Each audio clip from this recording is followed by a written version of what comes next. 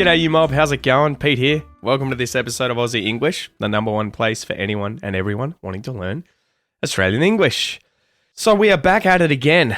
Today is chapter 3 of On Our Selection. The chapter is called Before We Got the Deeds.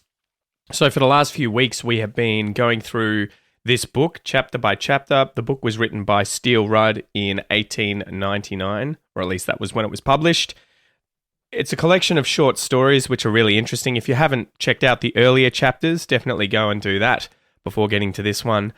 Remember, if you want the full transcript for this episode so you can read and listen at the same time, you can, take notes, highlight words, learn all the vocab, everything like that, go and check out my premium podcast membership at aussieenglish.com.au/podcast.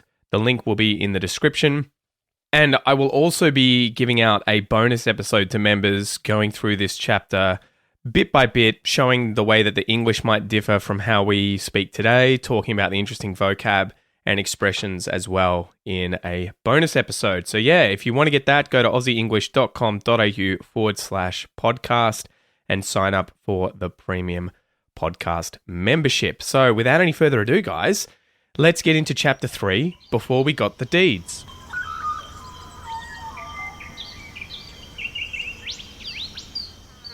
On Our Selection adjoined a sheep run on the Darling Downs, and boasted of few and scant improvements, though things had gradually got a little better than when we started.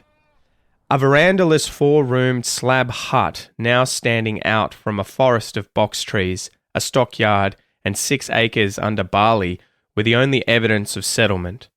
A few horses, not ours, sometimes grazed about, and occasionally a mob of cattle, also not ours, cows with young calves, steers, and an old bull or two, would stroll around, chew the best legs of any trousers that might be hanging on the log reserved as a clothesline, then leave in the night and be seen no more for months, some of them never.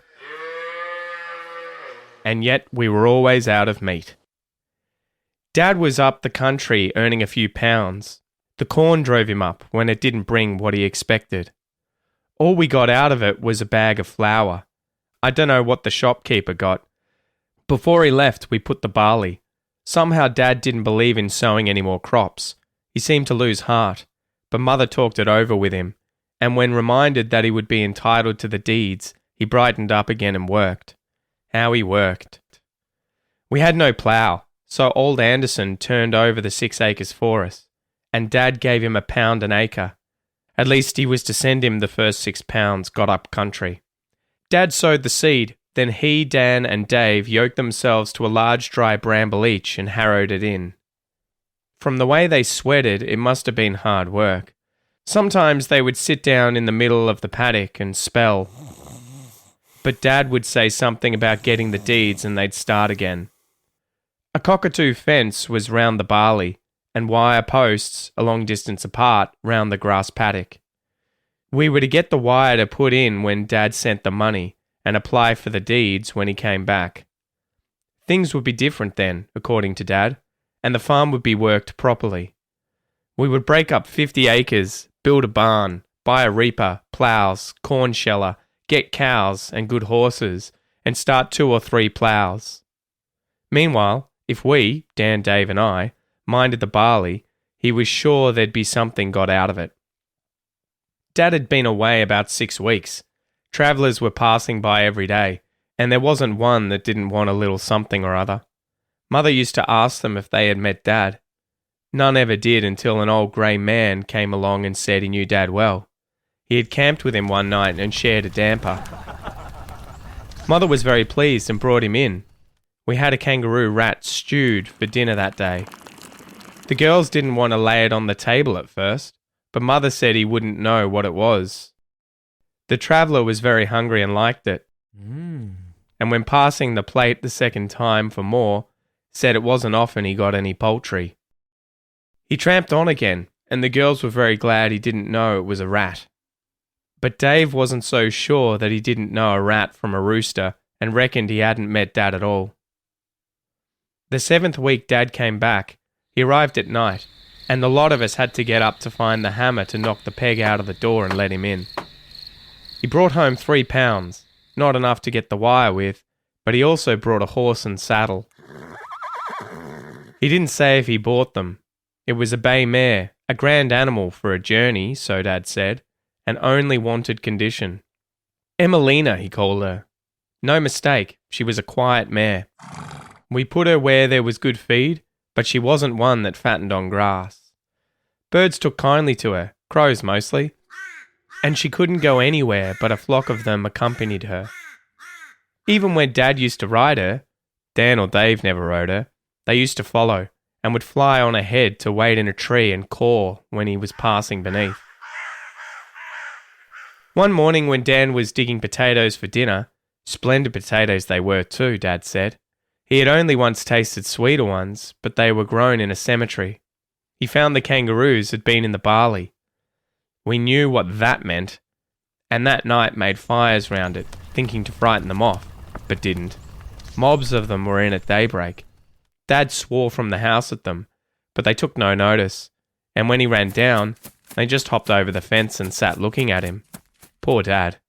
I don't know if he was knocked up or if he didn't know anymore, but he stopped swearing and sat on a stump looking at a patch of barley they had destroyed and shaking his head.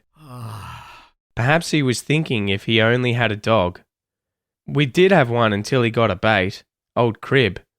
He was lying under the table at supper time when he took the first fit, and what a fright we got. He must have reared before stiffening out because he capsized the table into Mother's lap, and everything on it smashed except the tin plates and the pints. The lamp fell on Dad too, and the melted fat scalded his arm. Dad dragged Crib out and cut off his tail and ears, but he might as well have taken off his head. Dad stood with his back to the fire while Mother was putting a stitch in his trousers. There's nothing for it but to watch them at night, he was saying, when old Anderson appeared and asked, if I could have those few pounds? Dad asked Mother if she had any money in the house. Of course she hadn't.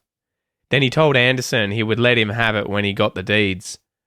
Anderson left, and Dad sat on the edge of a sofa and seemed to be counting the grains on a corn cob that he lifted from the floor, while Mother sat looking at a kangaroo tail on the table and didn't notice the cat drag it off.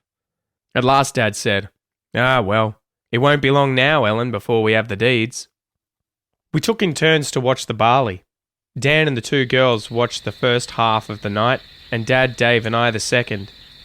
Dad always slept in his clothes, and he used to think some nights that the others came in before time. It was terrible going out, half awake, to tramp round the paddock from fire to fire, from hour to hour, shouting and yelling, and how we used to long for daybreak. Whenever we sat down quietly together for a few minutes, we would hear the dull thud, thud, thud, the kangaroo's footstep. At last we each carried a kerosene tin, slung like a kettle drum, and belted in with a waddy, Dad's idea. He himself manipulated an old bell that he had found on a bullock's grave, and made a splendid noise with it. It was a hard struggle, but we succeeded in saving the bulk of the barley, and cut it down with a scythe and 3 reaping hooks. The girls helped to bind it, and Jimmy Mulcahy carted it in return for 3 days' binding Dad put in for him. The stack wasn't built 24 hours when a score of somebody's crawling cattle ate their way up to their tails in it. We took the hint and put a sapling fence around it. Again, Dad decided to go up country for a while. He caught Emelina after breakfast, rolled up a blanket, told us to watch the stack, and started. The crows followed. We were having dinner. Dave said, "Listen." We listened, and it seemed as though all the crows and other feathered demons of the wide bush were engaged in a mighty scrimmage. "Dad's back," Dan said, and rushed out in the lead of a stampede. Emelina was back, anyway, with the swag on, but Dad wasn't. We caught her, and Dave pointed to white spots all over the saddle and said, "Hanged it if they haven't been riding her," meaning the crows. Mother was anxious, and sent Dan to see what had happened. Dan found Dad with his shirt off at a pub on the main road, wanting to fight the publican for £100, but couldn't persuade him to come home. 2 men brought him home that night on a sheep hurdle, and he gave up the idea of going away. After all, the barley turned out well. There was a good price that year, and we were able to run 2 wires round the paddock. One day a bulky government letter came. Dad looked surprised and pleased, and now his hand trembled as he broke the seal. "The deeds!" he said, and all of us gathered around to look at them. Dave thought they were like the inside of a bearskin covered with writing. Dad said he would ride to town at once and went for Emelina. "Couldn't you find her, Dad?" Dan said, seeing him return without the mare. Dad cleared his throat, but didn't answer. Mother asked him. "Yes, I found her," he said slowly. "Dead. The crows had got her at last." He wrapped the deeds in a piece of rag and walked. There was nothing scarcely that he didn't send out from town, and Jimmy Mulcahy and old Anderson many and many times after that borrowed our dray. Now Dad regularly curses the deeds every mail day and wishes to heaven he had never got them.